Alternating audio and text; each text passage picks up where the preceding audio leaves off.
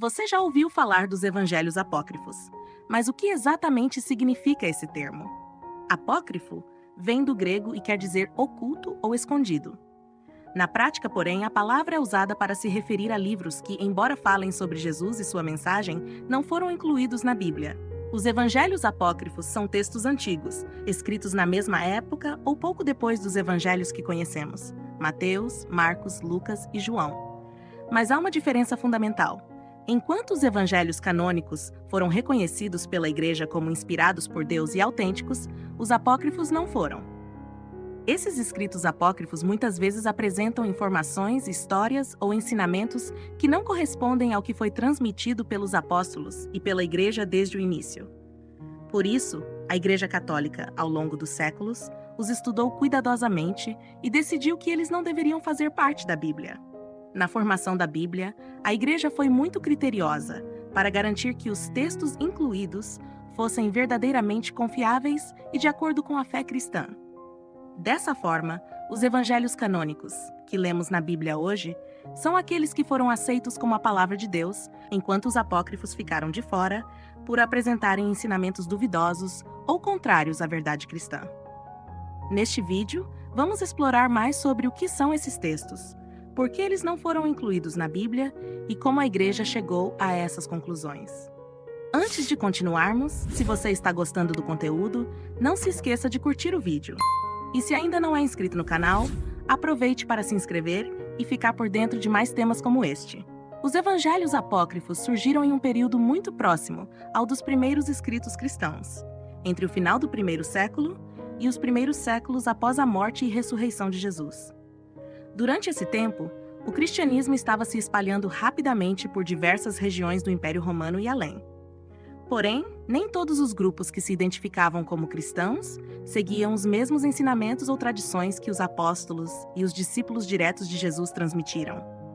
Esses evangelhos apócrifos começaram a aparecer, em grande parte, entre o final do século II e o início do século III, principalmente em regiões como o Egito e o Oriente Médio. Muitos desses textos foram escritos por grupos que divergiam da fé cristã apostólica.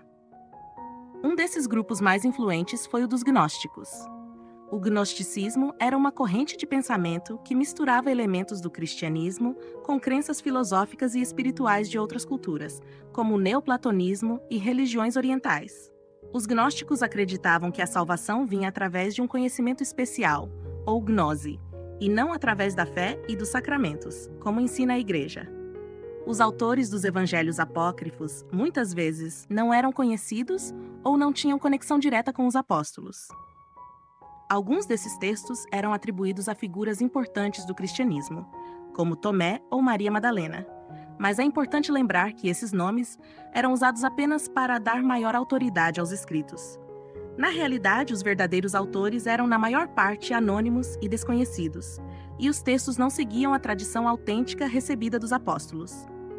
Um exemplo clássico é o Evangelho de Tomé, um dos textos gnósticos mais famosos. Esse evangelho contém uma coleção de ditos atribuídos a Jesus, mas ao contrário dos evangelhos canônicos, ele não narra a vida, morte e ressurreição de Cristo, elementos centrais da fé cristã. Outros textos apócrifos, como o Evangelho de Pedro ou o Proto-Evangelho de Tiago, trazem histórias que divergem significativamente daquelas que encontramos nos evangelhos de Mateus, Marcos, Lucas e João. O contexto histórico no qual esses textos surgiram era marcado pela tentativa de alguns grupos de oferecer interpretações alternativas sobre Jesus e sua missão. Muitas dessas interpretações estavam fortemente influenciadas por filosofias que negavam a realidade da encarnação, ou seja, que Deus se fez verdadeiramente homem em Jesus Cristo. Por exemplo, alguns evangelhos apócrifos defendiam que Jesus não tinha um corpo físico real, mas apenas uma aparência, o que é uma ideia totalmente contrária ao ensinamento da Igreja. Isso demonstra o quanto esses textos se afastavam da fé cristã original.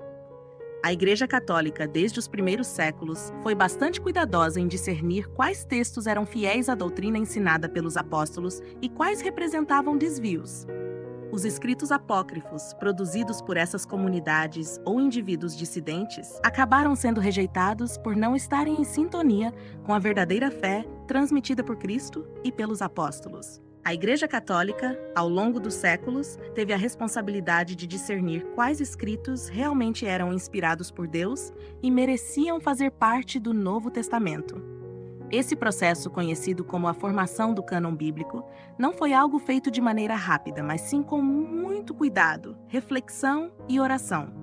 Nos primeiros séculos do cristianismo, havia muitos textos que circulavam entre as comunidades cristãs, incluindo os evangelhos que conhecemos, mas também outros escritos, como os apócrifos. Por isso, a Igreja precisou estabelecer critérios claros para definir quais livros fariam parte da Bíblia. Um dos critérios mais importantes foi a autoridade apostólica, ou seja, a Igreja verificava se o autor do livro era um apóstolo ou alguém diretamente ligado a eles. Os apóstolos eram aqueles que caminharam com Jesus, ouviram seus ensinamentos e testemunharam sua ressurreição.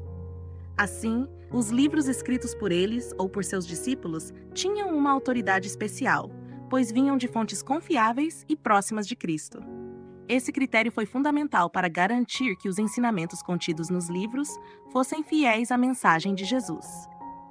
Outro critério importante foi a ortodoxia doutrinal, ou seja, a conformidade dos ensinamentos do livro com a fé que a Igreja recebeu dos apóstolos e preservou ao longo dos tempos. A Igreja comparava os conteúdos dos livros com a doutrina que vinha sendo transmitida desde o início. Se o livro ensinasse algo que contradissesse a fé apostólica, ele era rejeitado. Por exemplo, muitos evangelhos apócrifos, como o Evangelho de Tomé, continham ensinamentos que se afastavam da doutrina cristã, como a negação da encarnação de Jesus.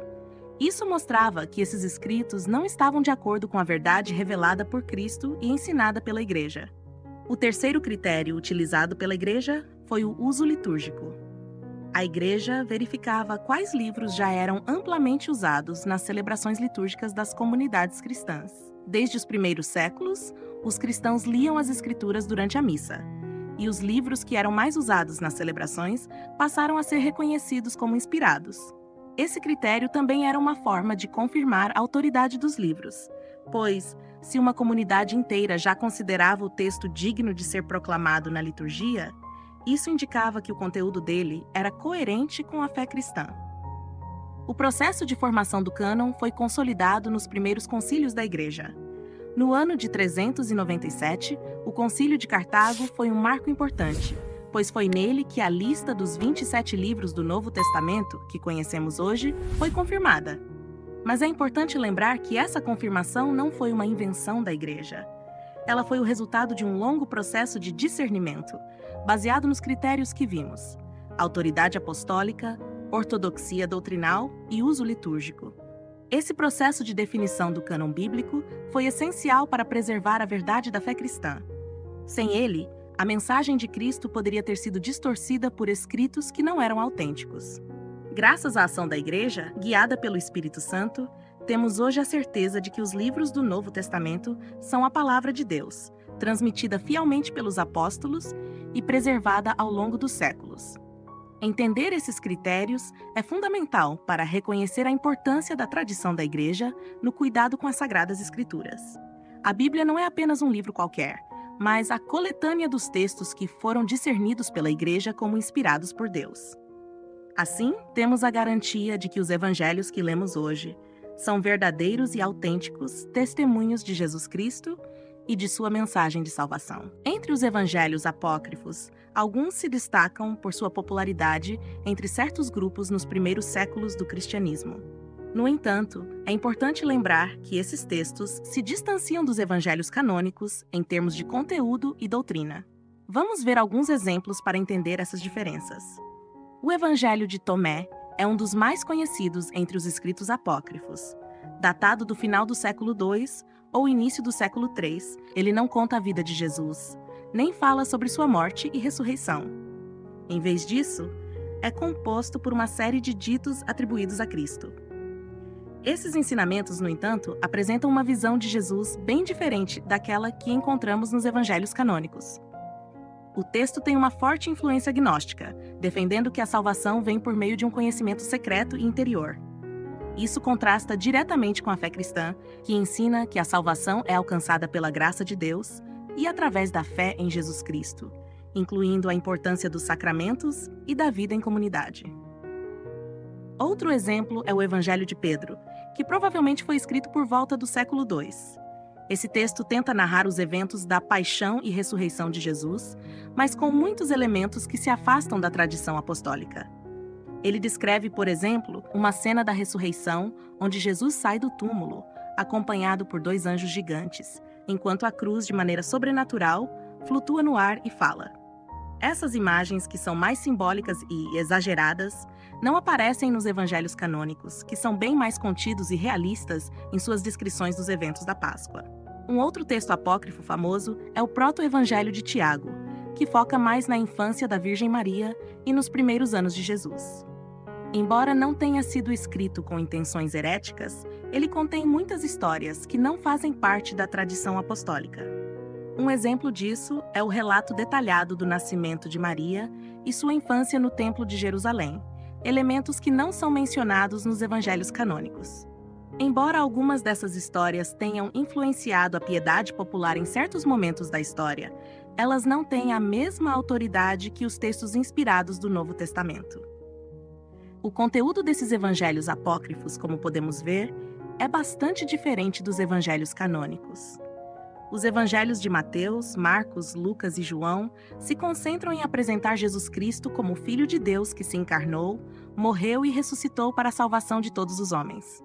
Eles transmitem a mensagem central da fé cristã, baseada na tradição e nos ensinamentos dos apóstolos. Já os evangelhos apócrifos, por sua vez, frequentemente introduzem elementos estranhos à doutrina cristã, seja com interpretações gnósticas, visões simbólicas exageradas ou relatos que não se baseiam na tradição apostólica. Essa é uma das razões pelas quais a Igreja Católica, ao definir o cânon bíblico, excluiu esses textos apócrifos.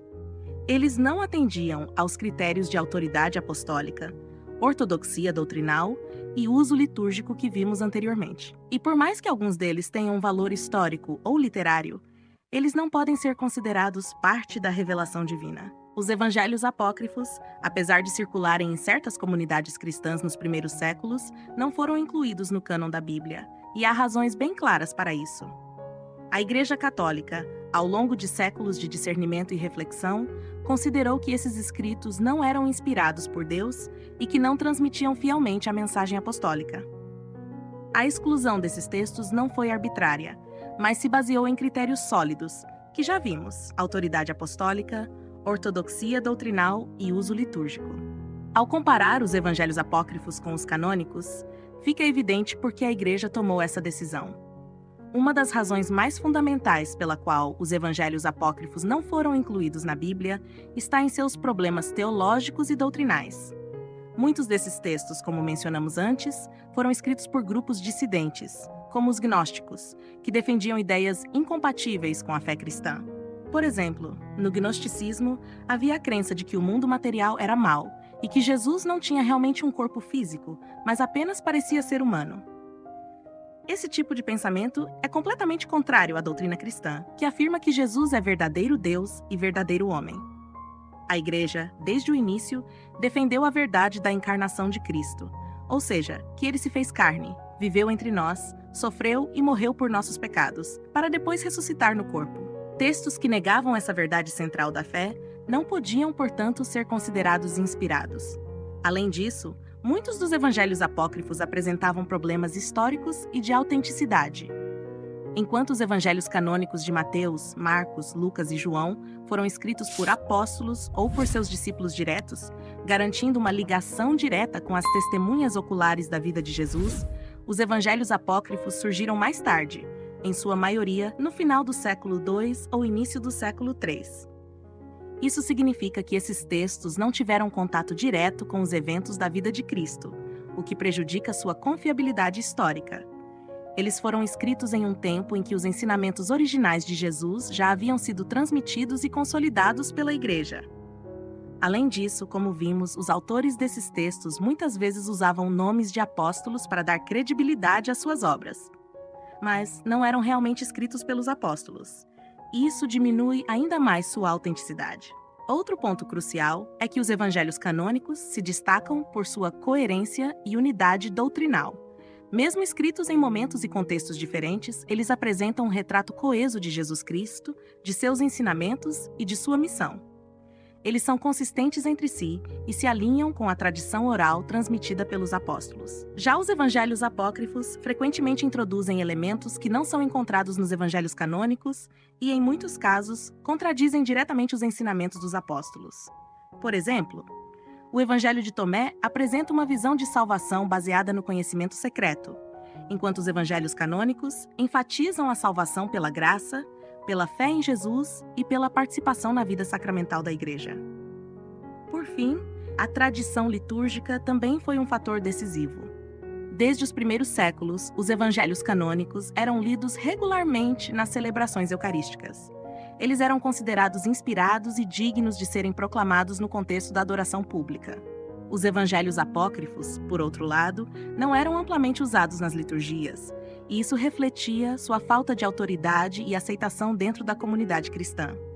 A Igreja discerniu, ao longo dos séculos, que os textos que eram usados na liturgia e que estavam em conformidade com a fé apostólica eram de fato inspirados por Deus.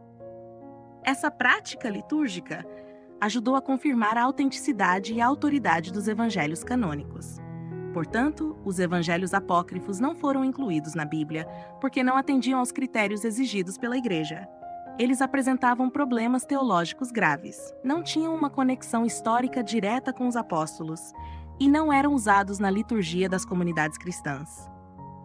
A Igreja, guiada pelo Espírito Santo, garantiu que apenas os textos verdadeiramente inspirados, que transmitiam a autêntica fé apostólica, fossem incluídos no cânon bíblico.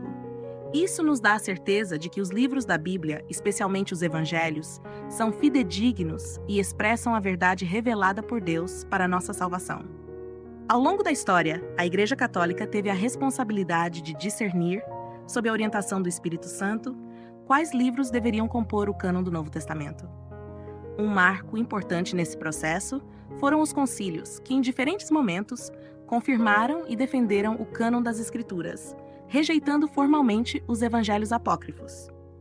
Um dos primeiros concílios a desempenhar esse papel foi o Concílio de Cartago, realizado no ano de 397.